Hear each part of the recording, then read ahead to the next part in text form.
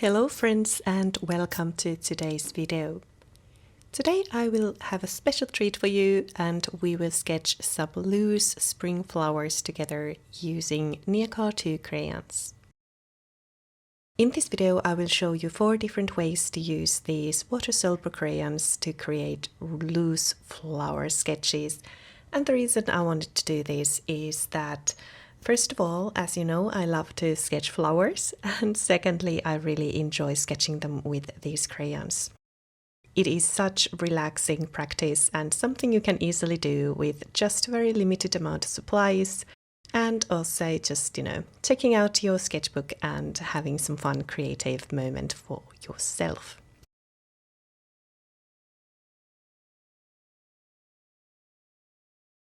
The first flower that I'll show you is this beautiful rose, and I'll sketch this using just one color. And this is the easiest way to do these loose floral sketches, so you just kind of sketch loosely the outline and then you use water to activate the pigment, and that way you can spread it around a bit like watercolor.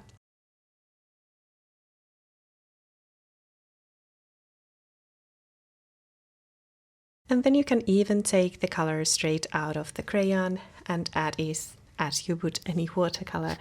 And this is a very easy and simple way to make, I would say, very simple and quick floral sketches. And you get a beautiful loose effect. So if you're someone who loves loose watercolor florals, then this might be a method and a kind of way of sketching that you might enjoy.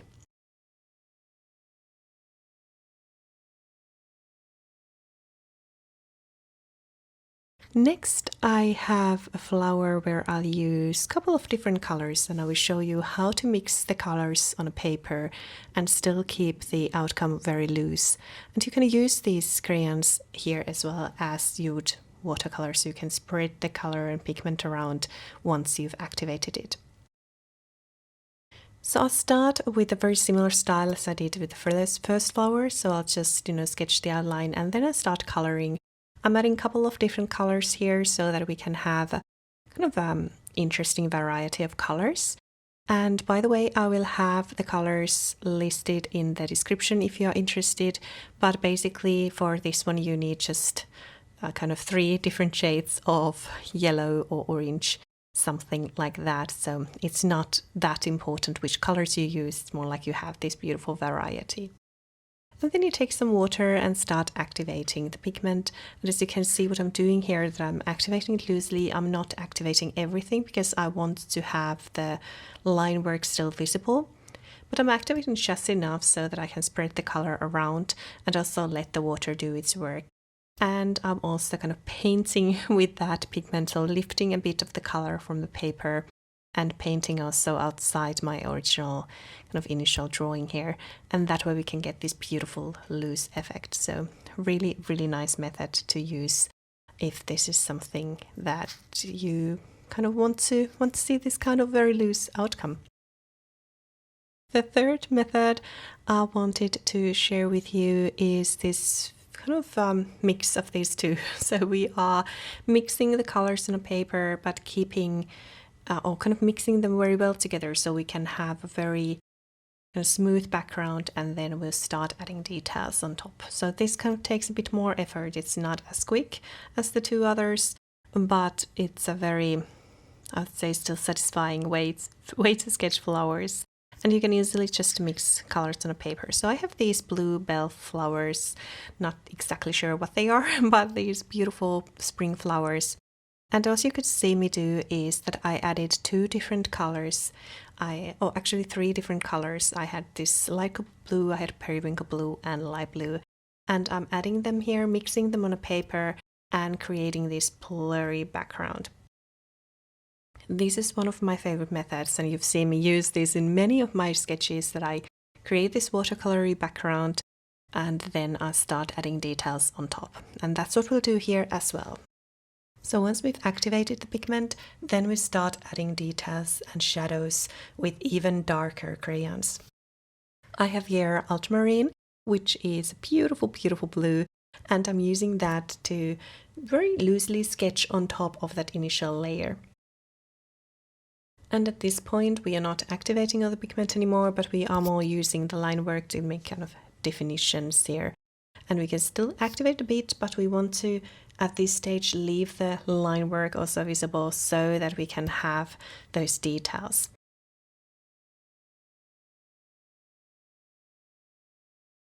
So as you could see, this was more about layering, as the other two previous florals were much more for kind of adding one layer, and that's it. So here we did a bit more layering.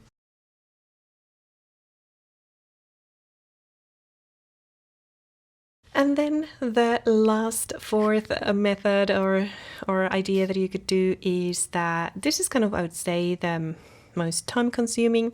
This is how you can get beautiful, more detailed end results, but still having that beautiful loose floral effect and watercolor-esque feeling to your florals. So again, I'll start by sketching the outline. I'm using this beautiful pink here. So a couple of these flowers, they could be maybe like dogwoods or something like that. And then I will start adding other colors as well. So I have this wonderful Sahara yellow, which is one of my favorite colors. Actually, this trio is one of my favorite trios. I think these three colors go beautifully together. I also have this light olive, and I add just a little bit of that as well to the center of the flower. And then I continue and add a bit more of the pink to kind of other parts of the petals. And then we start mixing the colors, or not mixing them totally, but kind of just activating them so that they mix together very, very slightly. And this is the method where you have to clean your brush often and kind of be careful. Start with the lighter color and then move gradually towards darker tones, because for example, the green pigment here, that would dominate the yellow very much if we started activating from there. So that's why I am cleaning the brush very often when activating this pigment. But here again, we are building the first layer of color, and we do it so that we have this beautiful, it's a very watercolorist background. Then we can then start adding details on top of that. By the way, don't you just love to work with these pastel colors? I think this is the time of the year when I crave towards these beautiful pastel tones after all the darkness and all the blues and icy colors that we see in the winter time. It's wonderful to sketch something that has these beautiful pastel shades. Okay, so now we are all starting to add details, and I start some of this raw umber to the middle of the flowers, and then I use the pink crayon just to add some interest and some definition details to the actual petals. And here you can use your creativity.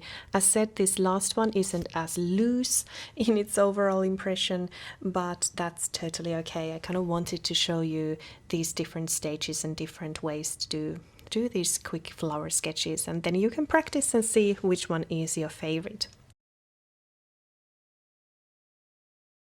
Of course, I also wanted to add some leaves and some greenery to the page so that the flowers don't look quite so lonely.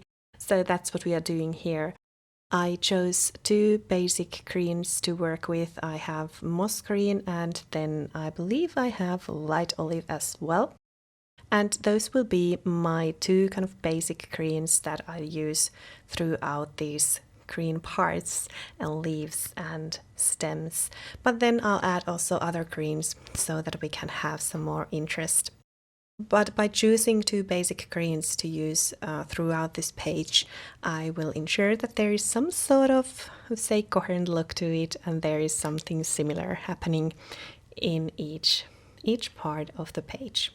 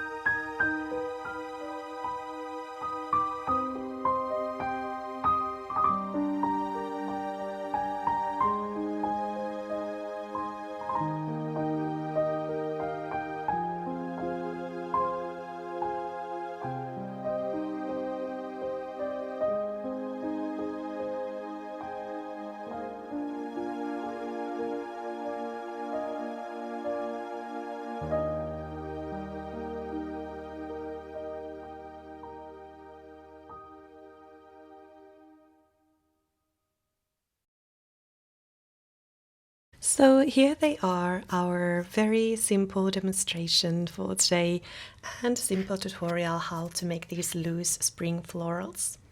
Let me know in the comments which style you enjoy the most, and if you've been sketching some flowers lately, I would love to know. I hope that you've enjoyed this video, and I will see you very soon in my next one. Bye for now!